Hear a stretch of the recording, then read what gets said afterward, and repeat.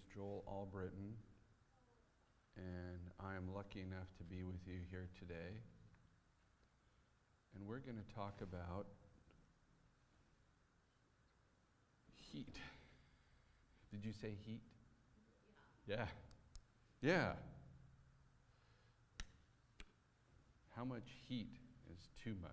Well, there are so many questions. Before we start, of course, I'm going to have a word of prayer, but this is a big, full lesson, and I think we're going to, I'm going to learn a lot from you today, that's for sure. So before we start, let's have a word of prayer, shall we? Dear Lord, we thank you for this time together, and we thank you for the opportunity to look into your word and to visit with each other. We thank you for your grace for us, and we thank you for this Sabbath day in which we can enjoy each other's company and your promises and your presence with us. In your name, amen. So before I get to the question that I wrote on the board, again, I have to say that it was difficult for me. Difficult may not be the word. Well, certainly a challenge to prepare a lesson in which we look at the stories of Abraham, Job, Hosea, and Paul. That's a mouthful. There's a lot going on. So I tried to whittle it down, not to suggest that the authors of the lesson weren't doing their job, but there's just a lot here. And I'm going to proceed using the idea that it might be better for us to go into depth rather than cursorily running across the surface on a number of fronts. But we'll see. We'll see how that goes. As I was preparing and thinking about the question that I wanted to ask, kind of our focus question for today, I was reminded of the account of Perpetua and Felicity. Do you know those two names? Perpetua and Felicity. Her name in Latin was Felicitas. And of course, we get our Spanish cognates, felicidad. What does Felicitas mean? Happiness. So Felix means a happy person. So we have Felix the cat, right, and so forth. And with that in Latin, the word for cat sounds like Felix. So Felix Feliz. So it's kind of clever. So if you're familiar with Felix the cat, Perpetua and Felicitas. Perpetua and Felicity are Christian martyrs. They lived in Roman Carthage. Where is Carthage? North Africa. So the Roman Empire, of course, spread far and wide. I was in Portugal with the school in the spring, and we were in a city called Évora. And in Évora, there is a Roman temple, just right there in the middle of town. I think about 17 columns are still standing. So the Romans were all over the Mediterranean. And in about the year 200, Christianity was not popular among the ruling class, as you can probably imagine. Felicity and Perpetua were Christian women who refused to give up their faith. And their account is called the Martyrdom of Perpetua and Felicity. So already we know what happened to them. They died for their faith. This account is the oldest, so far that we've found, is the oldest non-biblical account of martyrdom that we have. And it's fascinating. It's not very long. It started out, Felicity Perpetua was writing it herself when she was imprisoned, and it was finished by those who came after her. So it's an intriguing account, and I'm just want to read the first few passages here. The day of their victory shone. So as the sun rose, so did the time of their victory. And they walked out of the jail into the amphitheater. And what is going to happen in the amphitheater? That is where folks paid money, and any people from any social class could come watch the sport. So some had better seats than others. They had the corporate box suites, and others were crammed in the lesser desirable areas. But they came to watch the games, which typically involved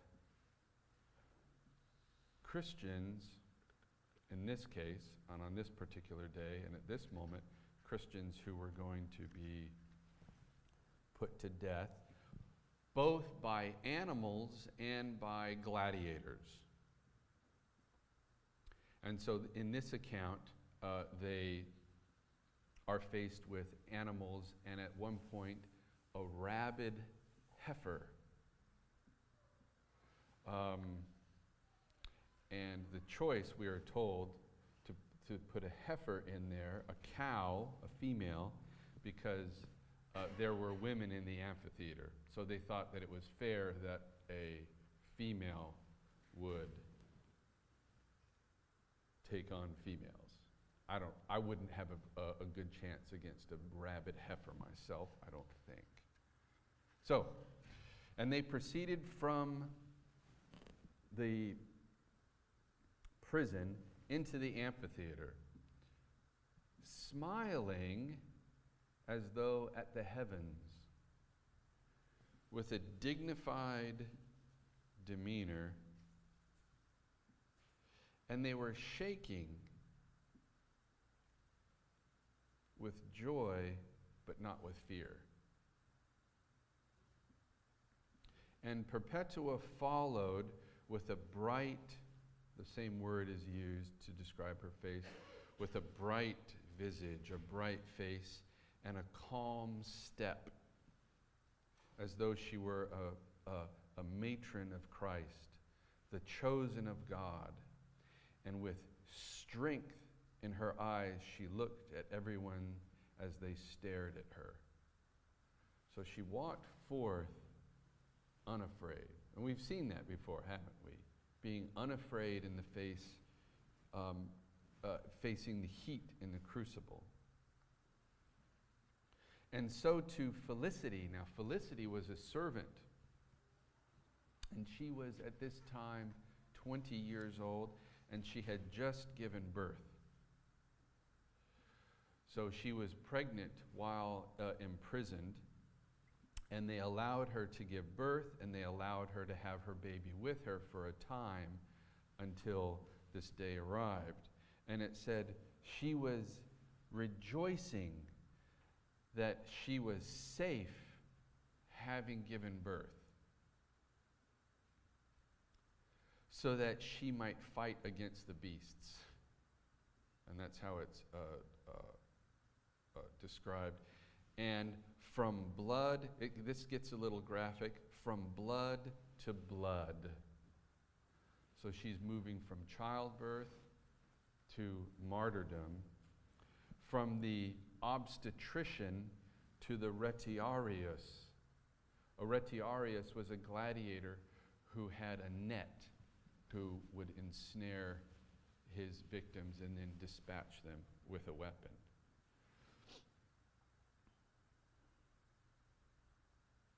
About to wash after birth in a second baptism.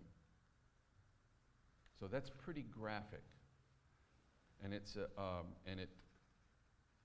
goes into greater detail. And then 3 other Christians, 3 men, join them in the amphitheater, and they are all slain.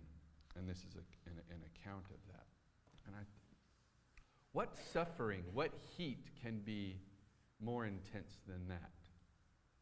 Than being in the amphitheater, the arena,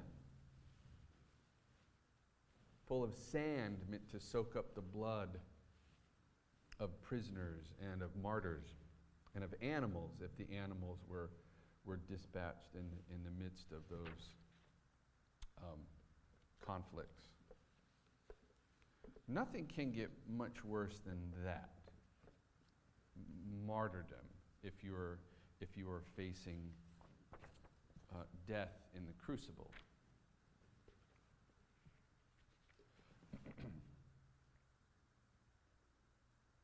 Our memory text, Isaiah 53:10.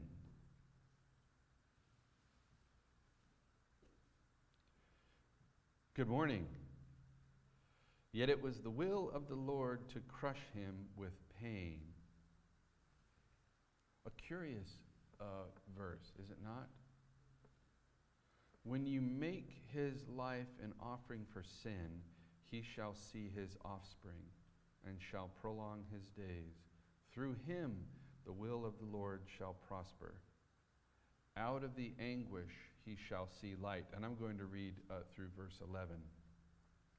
Out of his anguish he shall see light. He shall find satisfaction through his knowledge. The righteous one, my servant, shall make many righteous. I'm going to read that again. The righteous one, my servant, shall make many righteous, and he shall bear their iniquities. What does that verse refer to? Or whom does that verse refer to? Who is speaking, and about whom is the speaker speaking?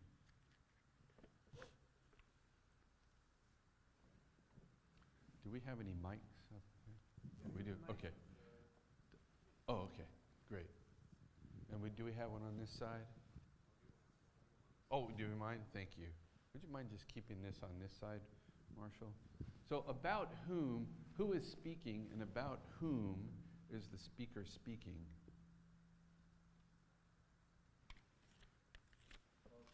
For Christians.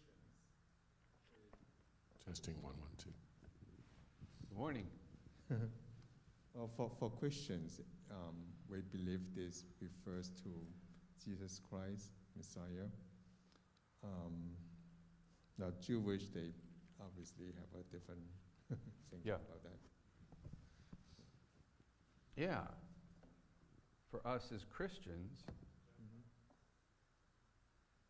here is a reference to Christ. Verse 11, out of his anguish he shall see light. He shall find satisfaction through his knowledge.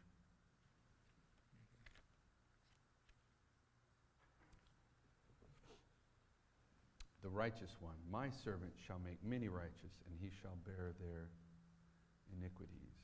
So I guess one question, this lesson raises many questions, and again, I tried to, this is the one that perplexed me the most, so this is why I'm bringing it to you.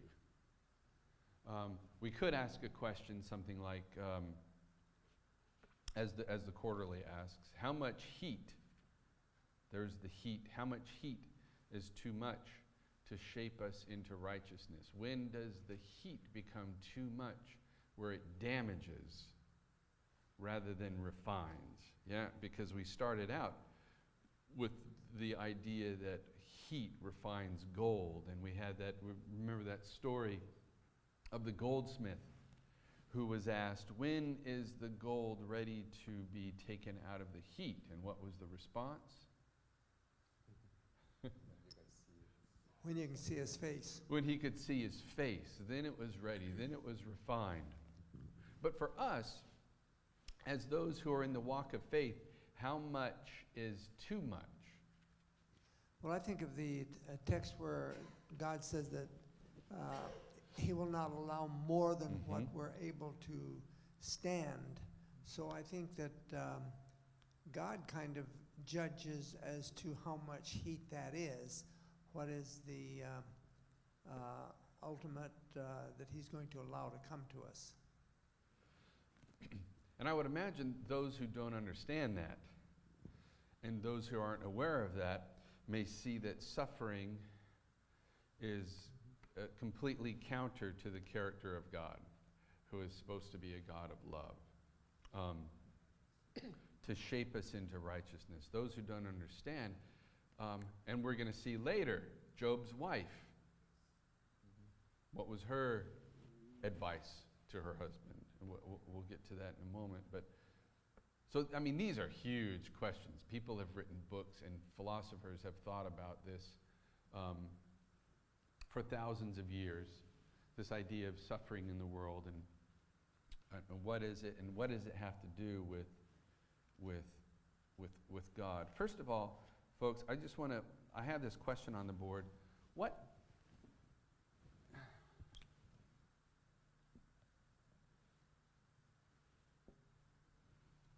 are sufferings?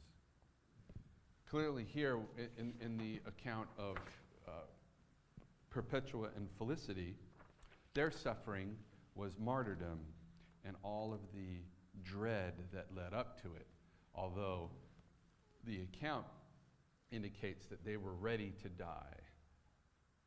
That was certainly suffering. We haven't faced martyrdom yet. We haven't been led by the sword into the arena. But what are sufferings? We may not be able to address this, but it's just something. It's easy to use this word in the question, but I just wanted to make sure that the notion, maybe the working definition that I'm using as I proceed is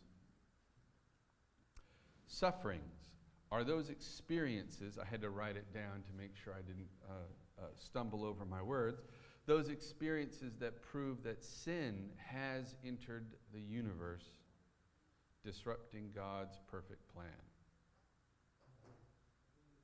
What do you think?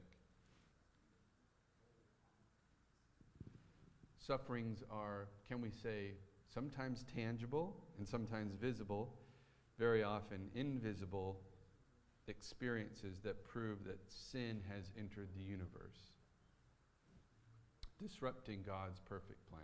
So that's my working definition. Good morning. And what is faith?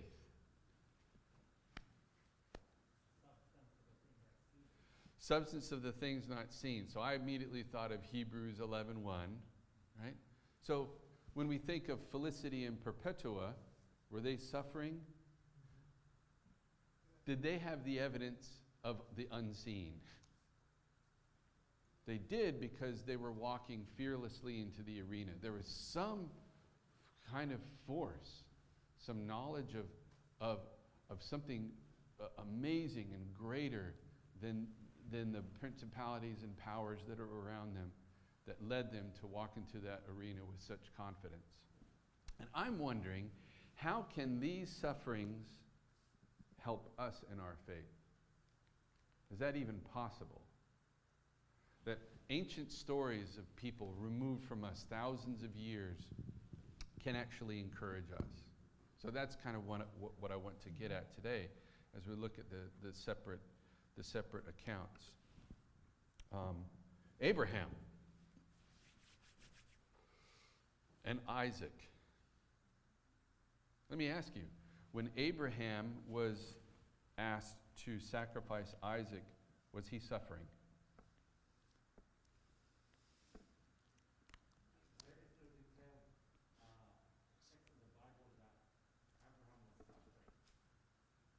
Did you say, what was the first part of what you said?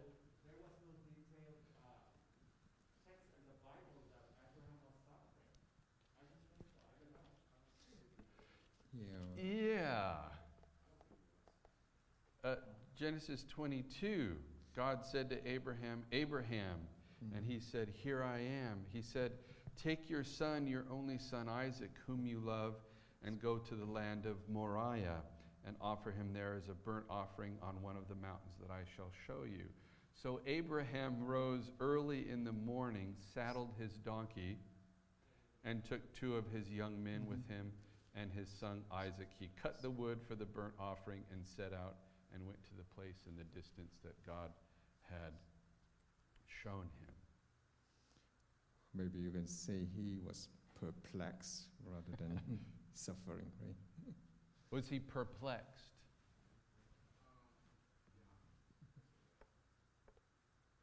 We don't have the detail there. I mean, it's this life-changing, life-changing. Talk about a way to underestimate the value of this moment in one short little chapter. So, paintings. I have seen paintings in person of this story. Emily Dickinson wrote a poem about this. Have you heard of Kierkegaard, the Danish philosopher? He wrote an entire book about this short little chapter.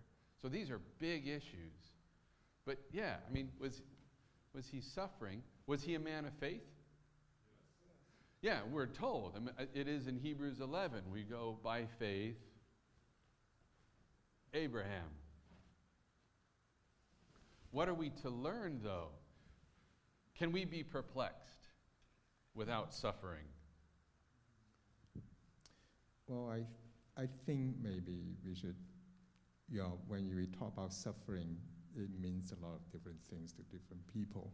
Okay. So maybe the kind of suffering that we are talking about is the kind of suffering because you are a Christian. So that is the kind, so we are not talking about having cancer or like an earthquake or, other natural disasters or relationships or things like that.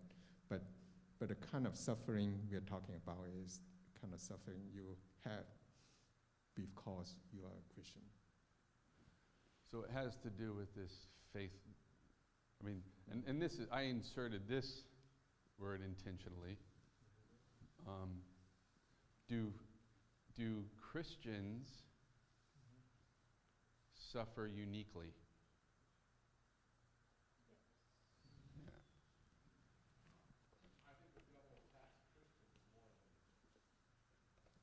anybody else. Well, then we're going to get to Job there, because what did God say to Satan? Consider my servant Job, right? And Satan was. So I always say Job is probably a better example for this lesson than Abraham. So is Abraham's, I'm not trying to be provocative or cute or anything, but is Abraham's presence in this lesson, is it sort of out of place? Because are we talking about suffering or perplexity?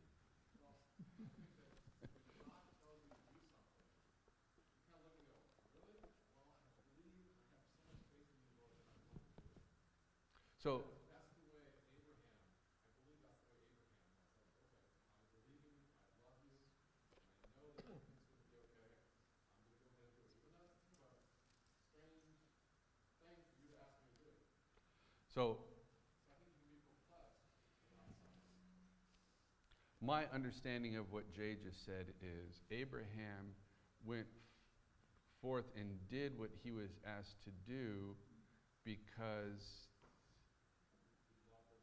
he loved the Lord and he saw that something might take shape eventually. The Lord has something always better. Is that Is that why this account is in Genesis? Pastor Jan is here. She's our resident expert in Genesis. But I mean, so, yeah, well, I guess. I'll put my input in. I think the story is in Genesis, and it's at the apex of Genesis. It's right in the central part of the book, Okay. because twofold. One is it's illustrating what's going to come with the Messiah.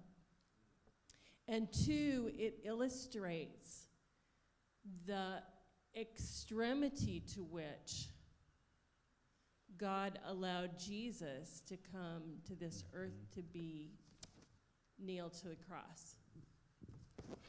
Yeah. Now, let me ask something that we asked a little earlier, Pastor. Is Abraham suffering? Yes. We have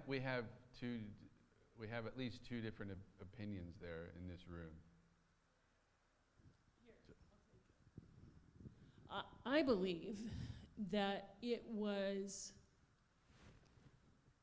everything he could do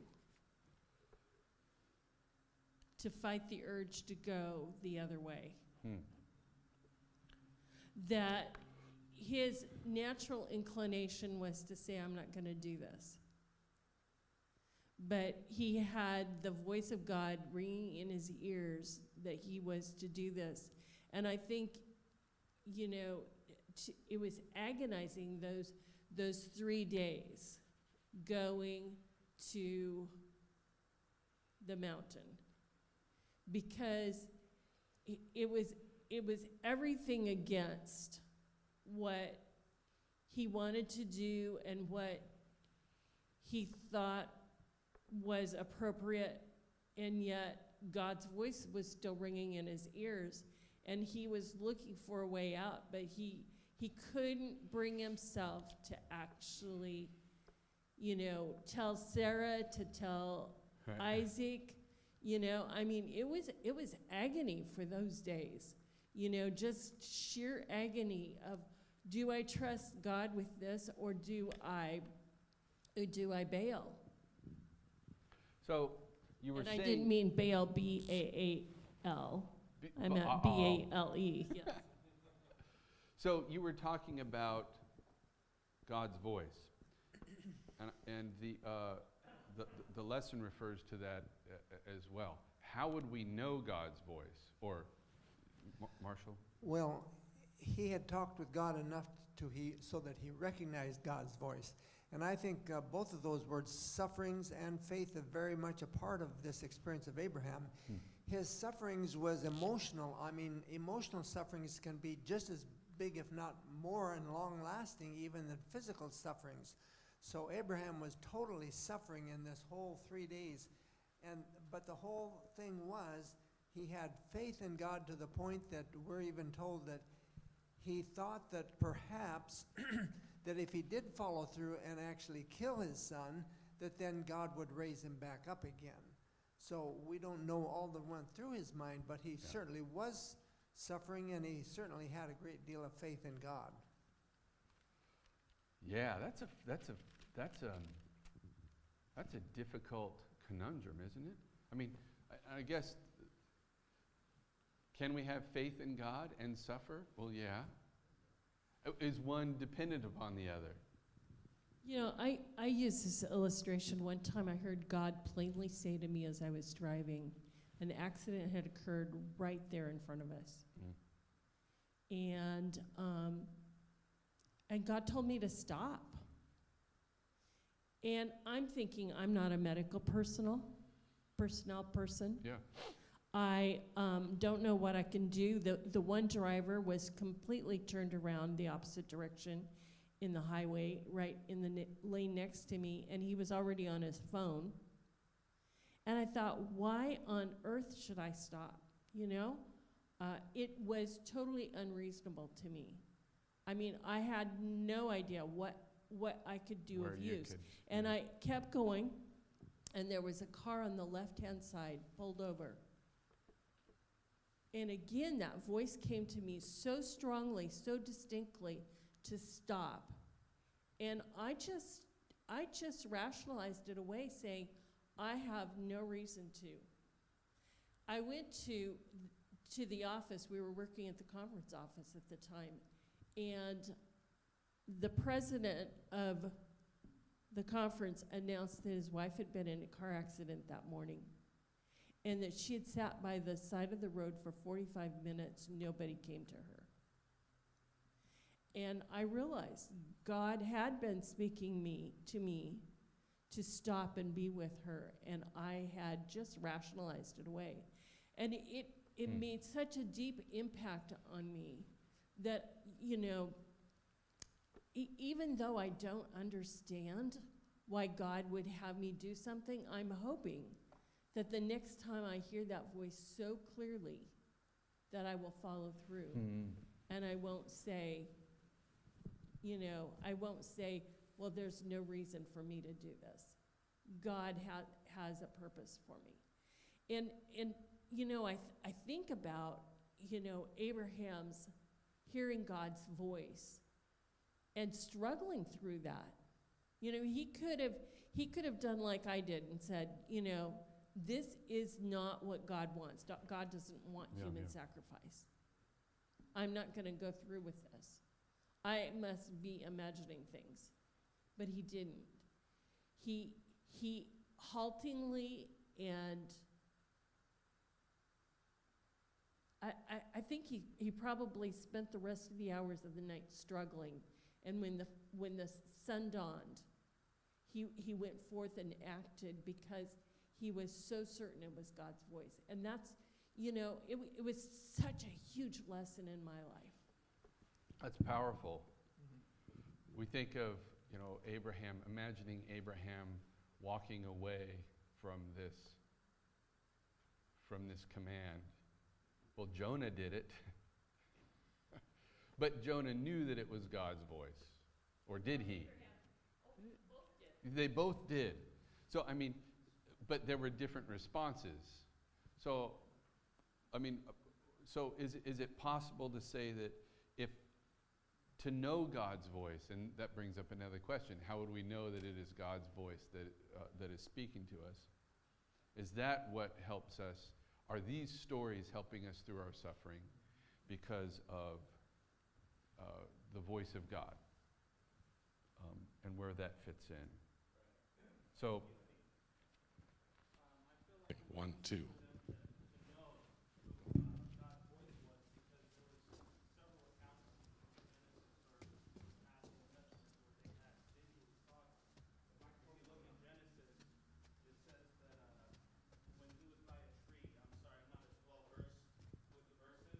No. There isn't? Oh, hello. No, you're perfectly fine. We're not interested in well-versedness. Well, I was just wondering because from my vague memory, because I am a man of faith, but I'm not into the word as much as I should be. But from what I remember, there was visual accounts spoken in the Bible where Abraham had visually saw God. Mm-hmm. So it would be easy to understand God's voice if he saw God speak like words. So then you would audibly know, like, every time you heard that voice, oh, that's God. And I think, Marshall, you said something to that effect of he had been communing with God all these years, so it would be easy to recognize that voice. Or is that kind of what you're getting at? Kind of. I mean, I believe even, was it Jacob, I believe, before God was going to destroy, I believe it was Sodom and Gomorrah, or that was Abraham still? He had come to Abraham, and he had spoken to Abraham, and I think his wife, he had said that he was going to give her a child, and she didn't believe him. Yeah. Right? So from what I'm getting at essentially is it was easy for them to, and this is not a kick on the faith. Like I said, I'm a man of faith, but what I'm getting at, it was probably easy for them to understand what God's voice was because they visually saw God audibly speak. So to recognize God's voice certainly helped. I mean, it wasn't completely. I mean, this command was out of the blue in its uniqueness, certainly, and it was perplexing. But God and Abraham had communed, had conversations before, and Correct. So it wasn't completely out of the blue, so to speak, even though it was a perplexing command. So, yeah, and you're right. I mean, he spoke on behalf of those few righteous in those cities before they were leveled. Yeah. So he was an attorney. I once read a Jewish commentator who said that Abraham was one of the first Jewish lawyers, right? to come before and argue a case like that. And so, and he felt comfortable enough to argue a case in front of God. So yeah, well, thank you. Yeah. No, Well, thank you I for was going hearing to me say out. one other thing too about this. You know, I read last Sabbath evening at Vespers that story about the woman in Russia who had the two visitors. Yeah. And who had the dream of these angels singing her a song. And, you know, that was so vivid in her mind. And these two girls, she's scared that they're going to turn her in because she's a Christian. Yep. And so these two girls, you know, sing the same song. And she says afterwards, I was visited by 4 angels. Yeah. You know, and I think, you know, those girls were struggling to even witness to her. And their witness was misunderstood. Mm-hmm. And yet God had given that dream that was so impressive to that woman that she knew it was from the Lord. And I think, you know, in our lives that God speaks to us in various ways and at various times. Mm-hmm. And he makes it abundantly clear to us. And we don't need to be worried that it's not, you know, it's not him that's present with us.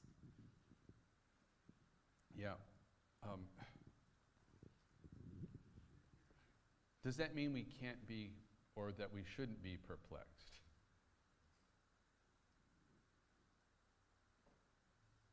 If we are faced with suffering, it's a normal human response.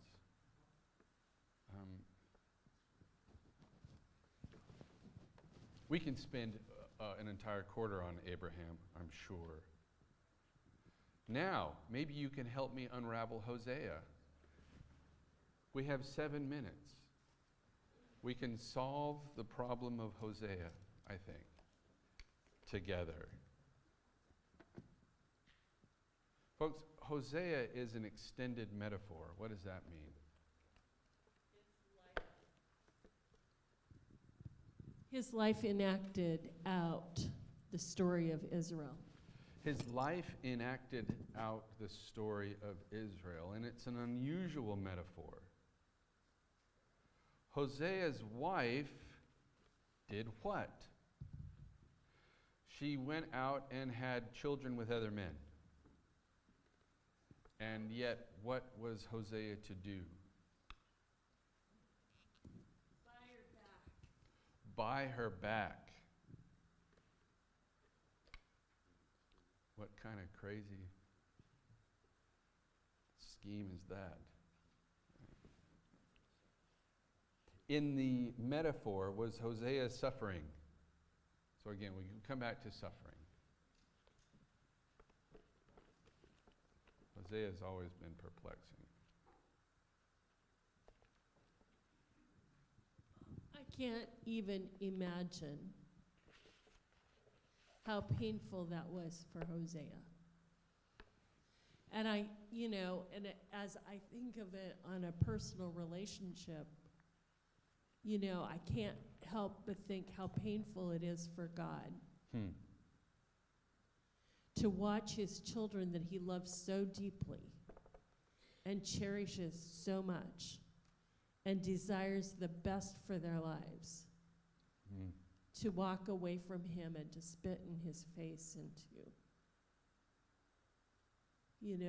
to serve other gods, be they money or be they possessions or whatever.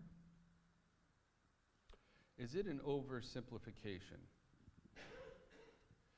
If, I just, within the last maybe 2 years, I heard the expression, what is it, an elevator speech? Have you ever heard that? Or an elevator pitch, maybe that's it.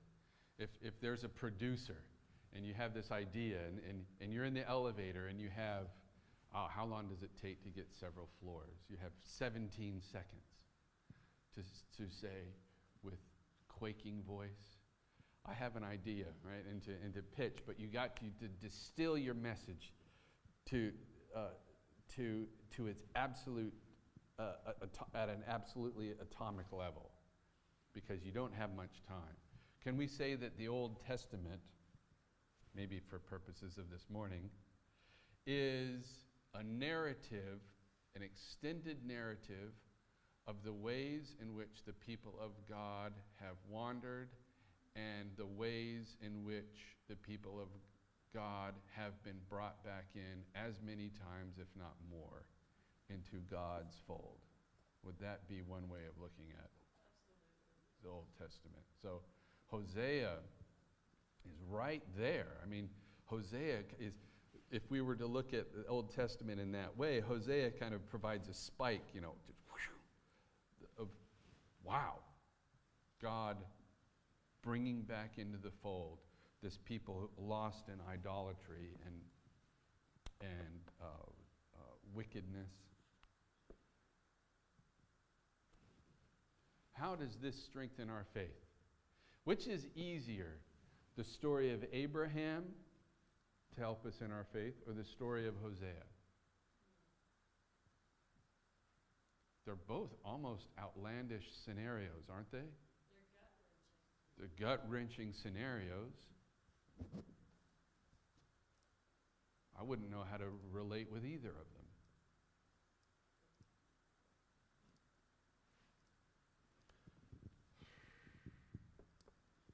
Well, we know that the Jews eventually went into captivity, right?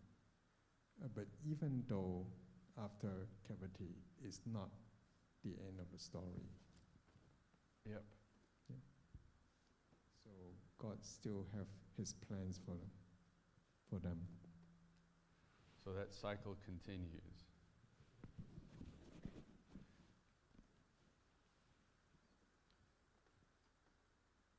Did Israel bring suffering on itself? Yeah. Are there ways in which we do so? Now, when Hosea's wife was unfaithful, was that suffering that he brought on himself? So we have all different kinds of suffering from all different quarters, coming in different directions and for different causes. And yet, can these stories strengthen our faith? In what way? And I think this might be a place to start. If God's voice is audible, as it was in the story that Pastor Jan told us about the accident, is it familiar? Maybe that's one place to start. If God's voice is familiar, then perhaps it might be easier to make this connection between suffering and a strengthening of faith. I don't know. Yeah.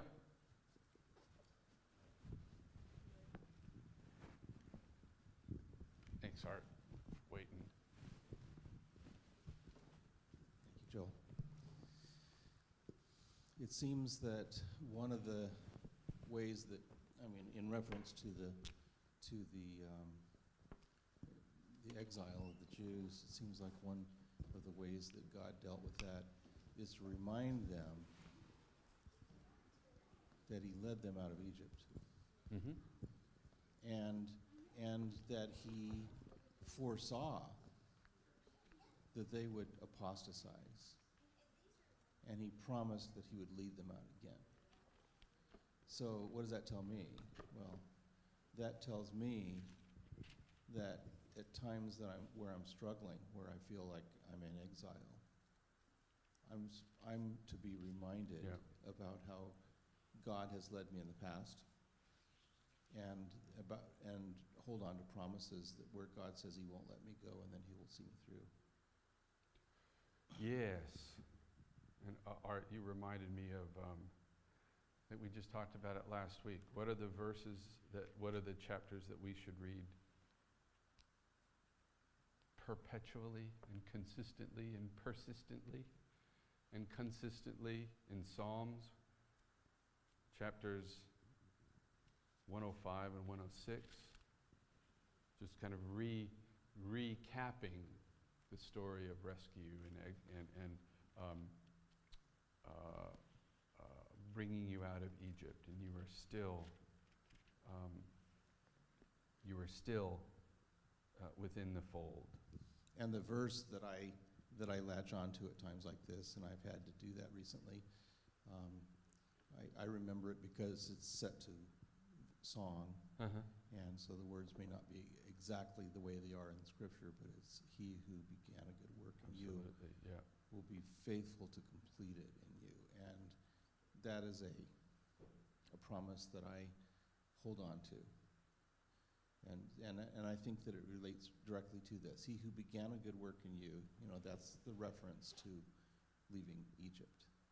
And it's a reference to all of the miraculous things that happened in the wilderness. It's all of the ways that God has demonstrated Himself through my life so far. And I'm not supposed to forget that. I'm supposed to realize that that's like a down payment that on God's promise that He'll see us through. Yeah, as you and I and all of us as works in progress. In fact, I wrote that here as an addendum, Philippians 1:6. And maybe I was thinking of the same thing. I was thinking of Steve Green. But that's a beautiful version of that verse. So we started out with Felicity in Perpetua, the earliest, so far as we know, non-biblical in the non-biblical account of martyrdom. And then we go through Abraham and Hosea. We didn't quite reach Job or Paul, but there was plenty to think about here. So thank you for coming today and for working through with these perplexing. That's the word that I always use. If something perplexes me, then I think, aha, there's a question that I need to ask. So Joseph's word was appropriate today. So thank you. Is there anyone this morning who would be willing to close with prayer? Yeah. Oh, okay. Thank you. Thanks.